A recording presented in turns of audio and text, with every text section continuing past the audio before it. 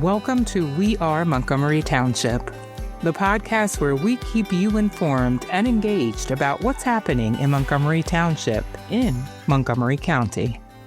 Hi, everyone, and welcome to another episode of We Are Montgomery Township. I'm Carolyn McCreery, your Township Manager, and today I'm honored to be joined by Pennsylvania State Senator Marie Collett.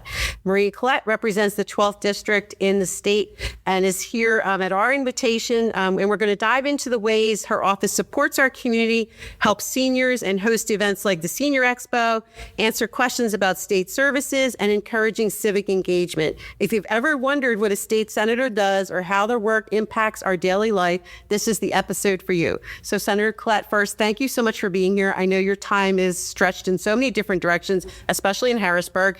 Let's start learning a little bit more about your background and what led you to public service. So what inspired you to take this path to serve as a state senator, and how has your background shaped you for a career in public service and your approach to your position? Well, first, I want to thank you for inviting me. I'm so thrilled to be here to talk with your listeners and to talk with you today about, the services that we offer as a state Senate office and what hopefully the people that are listening can get out of getting to know their state legislators.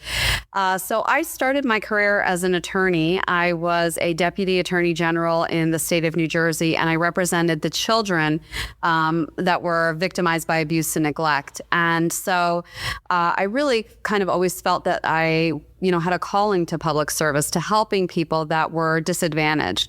And that was the first sort of area of interest that I went into, realizing at some point that, maybe the impact I wanted to have needed to be a little bit closer to the people that I was serving. So I decided to go back to school, got a degree in nursing, and became a nurse working at the bedside. And I worked as a trauma nurse. I worked in pediatric home health, worked in long-term health most recently, and then had the opportunity to run for elected office. I really never expected to run. It wasn't something that was on my long-term plan or, on my bingo card for my life, anything like that. But the opportunity presented itself in 2018 when this seat, the senator that had been here for 40 years, was retiring. And I decided that, I was going to go out there and let the community know about my background, about the things that I was passionate about, and hope that they would give me the opportunity to represent them in Harrisburg. And so that was in 2018. I really was so honored to be elected by the people and then reelected in 2022 into my second term. I think that's fascinating because a lot of people think that a career in politics is linear. You wake up one morning and you say, I want to be a councilman or I want to be mayor. And then you just work your way up the food chain.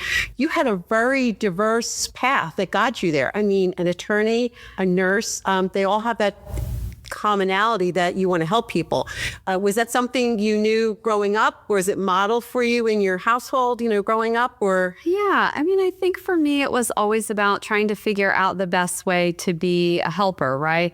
We've all heard, the story of Fred Rogers saying, in a time of tragedy, his mother advised him, look for the helpers. And I think that I always wanted that. My father was an immigrant to this country. My mother came from a disadvantaged childhood. And so for me, it really was about, trying to figure out how to uplift people in the best way possible. For both of my parents, education really was the key to them being able to live a middle-class lifestyle, to give my brother and I the opportunity to go to college and graduate school. So that was always a big incentive for me. How do I make sure the people in my community have as much advantage as I did in terms of opportunity? So I think really it was an easy transition to public service, but certainly not something that I was thinking of as I went through my young adult life. And even as I was, at home with a small child, my aging father was living with my husband and I. We were struggling. We were those, sandwich generation parents, really sort of struggling to figure out how do we pay off our student loans, save for our son's college, help my dad as he was in the throes of retirement. And really just sort of going door to door, talking to people about the experiences they were having in their lives, in their households, around their kitchen tables, and realizing I was having similar experiences, and I could take that to Harrisburg and amplify it on behalf of the people in our community. It really sort of dovetailed to the background that I had, surprisingly, frankly. I didn't anticipate it. I thought, gosh, do I know enough about what it means to legislate? But it turns out that if you know enough about what it means to want to help people and, lead with your heart, that the legislating part can come, after that. You can learn all of those things. It's really about making sure that you are showing up for people. And that was something I had. So I was grateful to be able to bring that to Harrisburg. In the times that I've been at events where I've heard you speak, one of the things that has always impressed me and I've walked away from it is your authenticity. And hearing your story now, it explains it. Like, you are living the life of your constituents.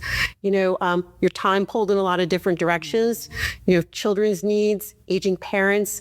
And I think your position now in Harrisburg to remind others, especially those who maybe haven't had those challenges yet, and the idea of education being so critical to lift people up. Yeah. And, I have the privilege of serving as the minority chair on our Aging and Youth Committee. And, when we think about giving everybody the best shot at life, right, we want everyone to live their best possible life. For me, it was always about making sure that we gave people a good start at the beginning. So if we had a great foundation for young people in our communities, and then at the back end of that, made sure that people were able to age with dignity and integrity, then for me, that was more than half the battle, right? Like, the middle of it could, work itself out if we were giving people a good beginning and ensuring that we could give them a good and decent end of life as well. So I think my background working in child welfare and then working with aging adults really helped me understand that there are so many transitions we go through in life, and if we can build support systems around ourselves, we are better equipped. Sometimes we don't have those support systems in our family, but we can find them in shared community. Sometimes we can find them in government. And so while I don't believe that government is the answer to everything that ails us, I do believe there's a place for good government in people's lives. And I believe that we can, really assemble the pieces of support that people can need as they're going through whatever difficulty they may be encountering. I think that's a really good point, because every place has its role. So government has its role. We provide safety nets for those who are really in need, like you said, early in life, later in life. There's faith-based organizations, there's family structure, there's community structure, there's neighborhood structure, but not everybody has that. So it's all those pieces together that have to work in the interest of those who need it the most. And it's just really refreshing to hear that you see it that way. Thank you. So let's start a little bit for our residents who maybe aren't familiar with structure of state government. A lot of people don't even know what we as a township do. People move into the suburbs from the city, where the city is its own structure and everything's done through city government. And then they come out here and they're like, what do you mean I have to arrange for my own trash hauler? Or, what do you mean, like, you don't have a library? There's no city library. And wait, there's volunteer firefighters? Like, people they're struck by the difference when we're an hour away from a major metropolitan area. So for those who aren't familiar with state government, and since civics isn't necessarily taught the way it was when I was in school, can you explain the difference between a state senator and a state representative? Sure. So we are in our state structured very much like the federal government. Our governor is our executive, right? Like, he would, sort of be like the president at the national level. And then just like in Congress, there is a Senate and a House of Representatives. We have the same structure in Pennsylvania. In Pennsylvania, our House of Representatives has 203 members across the state, and our state Senate has 50 members across the state. So what that means really is in terms of volume of people that we represent, numbers that we represent, I represent about 263,000 people in Montgomery County, and I overlap with, I think, 7 or 8 state representatives, not entirely included in the district I represent, but parts of their districts are in the district that I represent, which means that my counterparts in the House, I represent about 4.5 times the number of people that they do. But the work we do is is very similar. We really are structured to work, as a cohesive unit and work together to ensure that when someone comes forward with whatever the issue might be, it might be a local government issue. It might be something that's federally related. We tell people all the time at community events, call our office anyway. If we're not the ones that can answer that question, we will figure out who is. We will try to find the solution for you.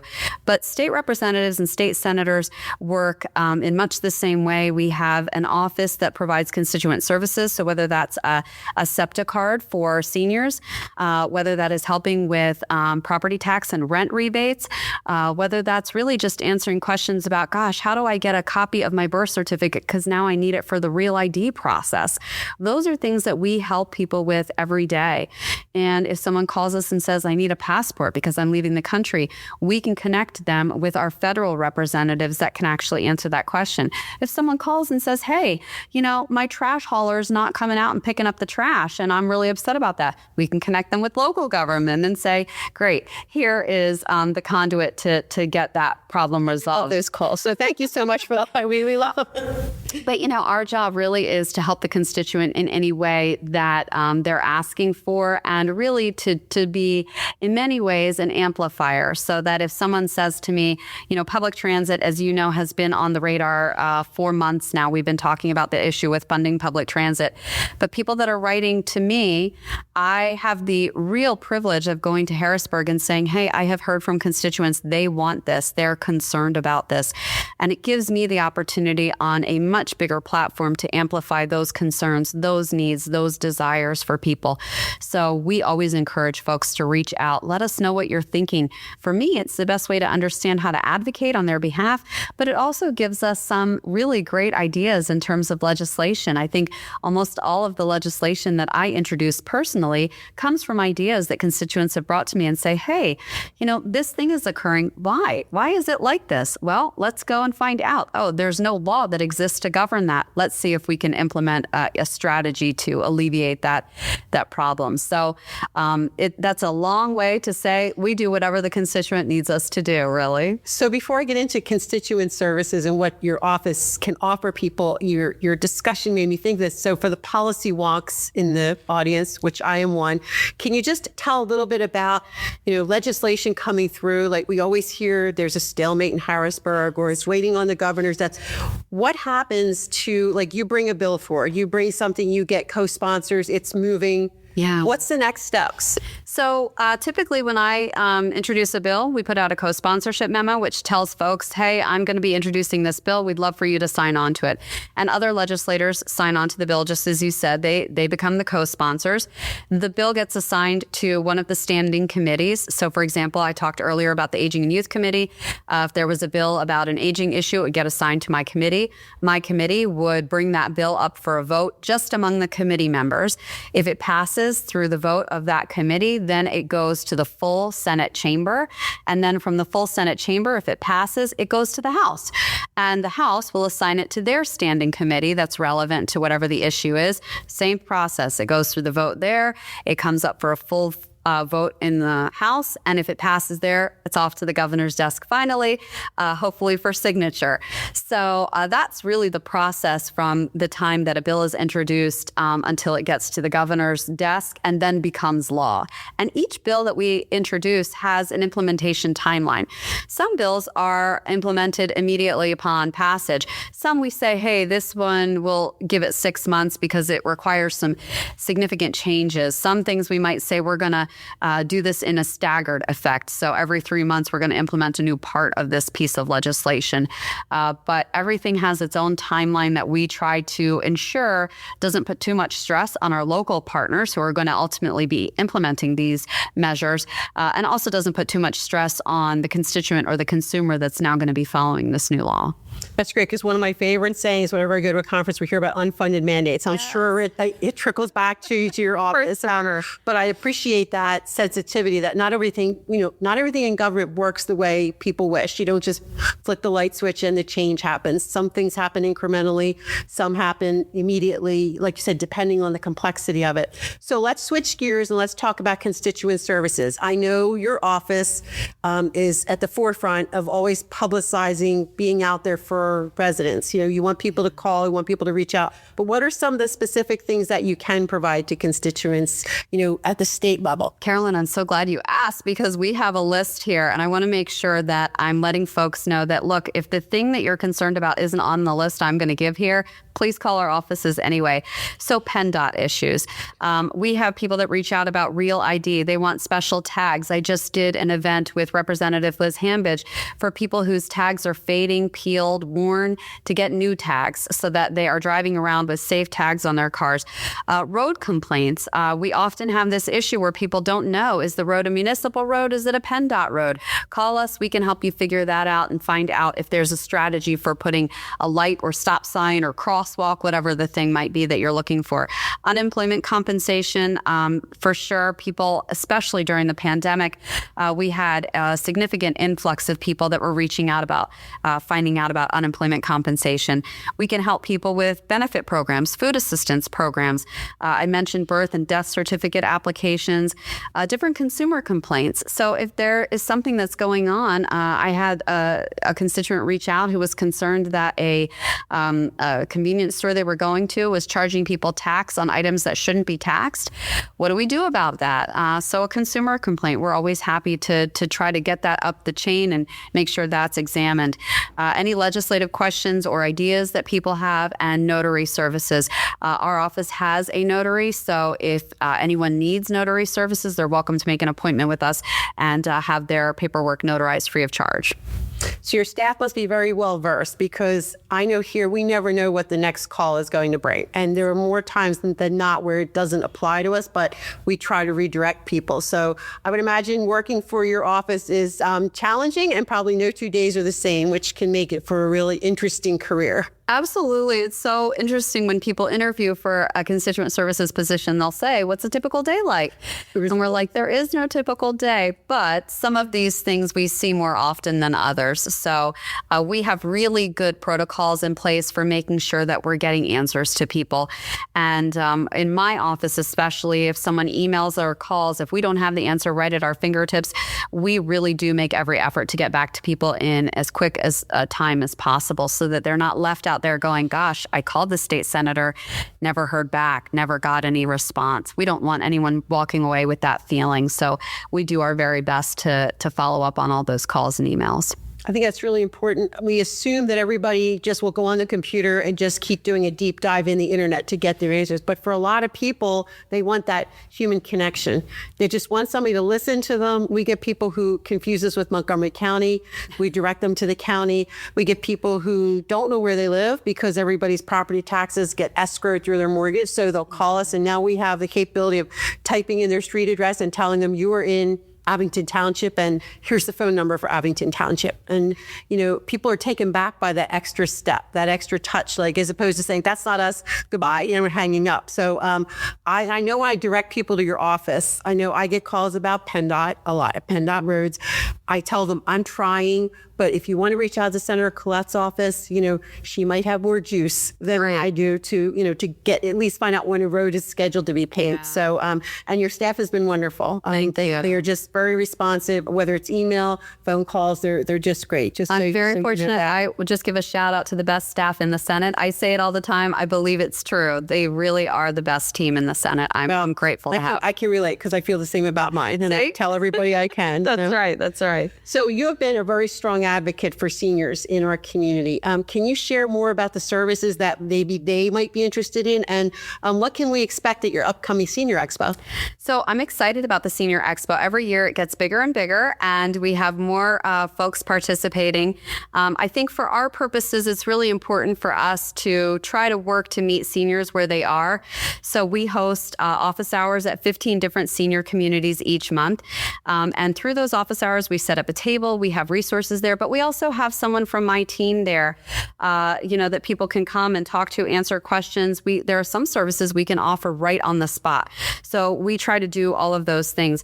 We talked a little bit about some of that, SEPTA, fare cards, property tax rent rebate. If they need a non-driver ID or a handicap placard, we have a lot of folks that reach out and say, like, hey, I misplaced it, or we have 2 cars. Can we have 2 placards? Yes, we can help you with that. Unclaimed property requests, that's a big one. A lot of people don't realize that they have money that's sitting in the Pennsylvania Treasury that they're entitled to. Of course, Medicaid and SNAP, all of that is something that we are really excited to help folks with. So each year in May, as you know, because you all are so wonderful at allowing us to host our senior expo at the Community and Recreation Center, we have over 60 vendors that come and they offer a variety of services, mental and physical health services, recreational opportunities. We have a vaccine clinic that shows up every year. And of course, access to state and federal legislative offices. So if someone wants to talk to somebody from, Senator John Fetterman's office, they have a table at our senior expo. Come on by. They're always happy to provide services and talk with folks. We have library services. We always have a lot of good swag. So there's always a lot of great stuff. We are very fortunate to partner with our friends at 7-Eleven who provide coffee and, treats. We have, soft pretzels and donuts. So it's always a really fun time. I know last year when we had our event at the tail end, we had like one of those record monsoon storms that came through, that it didn't dampen anybody's spirit. We really had a great time there, and folks were happy to be inside while the rain was outside, getting all of the information and services that we had to offer. So we're excited to be, planning that again for next year. That's wonderful. So when should people consider just calling your office? I think this is something that I hope anytime that they have a question about state or legislative services, we often talk with folks about, constituents reach out to their state legislators typically when they are at their wits' end. They've tried every avenue that they know is available to them. Just like you said, Carolyn, people Google, right? They look on the internet. They try to find the answer themselves. They try to make those phone calls, leave voicemails. They don't hear back. And so often when people reach out to our office, they're really frustrated and tired. They've done everything that they know to do. So I would encourage folks, reach out to us first. I know we are so self-sufficient, all of us. We want to find the answer on our own. I can appreciate that, but that's what we're here for, really. So folks should reach out to us if they want to be connected to federal representatives, municipal officials. There are legal aid resources, county officials. We're happy to connect people any way that we can. And of course, like the things I mentioned that we can help with directly, food assistance, Medicaid applications. If they have questions about some Pennsylvania laws, legislation that they've heard about, if there's a specific policy that they want to advocate for, I know that there's someone who is a very vocal advocate about grass clippings and what they want to see done legislatively through law at the state and municipal level about grass clippings, right? So we are here to really hear any ideas and concerns that people have. Any question they might have about a state program. I mentioned, being on the Aging and Youth Committee. Our Department of Aging provides a lot of really wonderful resources for our area agencies on aging, but also for constituents in the community too. If you have a question about those programs, please reach out. We're always happy to do some of that digging, some of that legwork to get the answers people need. So I'm going to abruptly change course. And I want to talk about civic engagement. Yeah. Because obviously you put out a lot of information. You don't always get a lot of response back, or when you get responses, it's not always positive. But why is it important for people who live in your district, really in the Commonwealth, to stay engaged at the state and local level? Yeah, and I think that, with the way our media is now, it's so fractured. People get their information from Facebook. They get it from traditional news sources. They get it from TikTok. There are so many ways for us to get information now. So I really get it. I understand that it's sometimes difficult for us to figure out, what's really going on. And it can become overwhelming. It can feel like, gosh, I just want to shut off all of the noise. But I think that for my purposes, the reason that it's so important that people stay engaged is because it really is true, the old saying that all politics is local. It really is so true that we need to understand the people that are, sitting on our school boards, that are sitting in our municipal buildings, that are sitting in our state governments. We need to make sure that we understand the values that those people are amplifying. And, I have a lot of people during election season that ask me, is so-and-so a good person to vote for? And I say, take a look at their voting record. I can't tell you that. I can only tell you that if their voting record matches the ideals that you have, then maybe that is the person for you. If it doesn't, if there's a disconnect there, maybe you need to look and see if there's somebody else running in that office, that race. So I understand that, politics can feel so overwhelming for folks. Legislative office can feel overwhelming for folks, but it really is so important to stay engaged so that we understand who's making the rules that we're governed by, who's making the rules about what our curricula looks like in our schools, who's making the rules about traffic changes, who's making the rules about what government money and funding in the form of grants goes to what project. Those are really important things that I think deep down we all care about when we have the time to care about them, right? But we're all just trying to go about living our daily lives. I get that. Sure. And so, that's why it's important to stay engaged. You don't have to live it and breathe it. I know I do it every single day, and I'm proud to and honored to, but I know that there are a lot of folks that are like, boy, I really do want to tune this out every now and then. That's fine. I get it. But just try on the periphery a little bit to pay attention to what's going on. Read the newsletters that you get from your local electeds, from your township officials. If you are on social media, follow them on social media to see the events that they're amplifying, like our senior expo, like a Petapalooza event that we're having for our furry friends in early September. All of the things that we try to do to connect with people in the community to make sure that the services we have to offer are getting to them.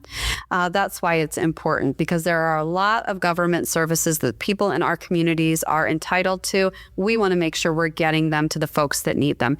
We can't do that until we connect with the folks that need them. So you made a statement about all politics being local. And I remember when Tip O'Neill, I learned about him saying that. And I look at it now in our experience, it almost seems like it's shifted in some ways, that so many people are immersed in the national level that they sort of forget about our level. And I would say that we have the most impact on their day-to-day lives, not who's occupying whatever district in Washington or who's at 1600 Pennsylvania Avenue. It's true. And we just hosted The Wall That Heals in July, which was aptly named. And I don't think I ever was as moved by an event as I was by that. And if I was cynical and skeptical, that changed me to see people come together, no matter what political affiliation they have, no matter their age. There were people here just for a common purpose and just to share in that together. So to close our time, tell me why you're hopeful about government. I'm hopeful because of what you just said. I echo your sentiments about The Wall That Heals. And the truth is that most of the people we have in our local and state elected offices are really looking for those opportunities to bring people in our communities the very best. They are looking to bring the very best services, the very best resources, the very best information. And so that's why I remain hopeful. I work with some really terrific people, yourself on that list for sure. And I am so grateful every day to have these incredible partners. You're right. Sometimes we don't see eye to eye ideologically. That's okay. If I trust and you trust that we are in it for the good of the people in our communities, then we can find common ground. And I still sincerely believe that. I know that I have often been told that, like, boy, when do the rose-colored glasses come off? I have been now in the legislature for 8 years. The rose-colored glasses never come off because I believe in the goodness of the people with whom I'm serving and that they care just about their constituents just as much as I care about my constituents. I want to make sure we find that common ground so that we can move forward, so that we're not letting our differences keep us from making progress.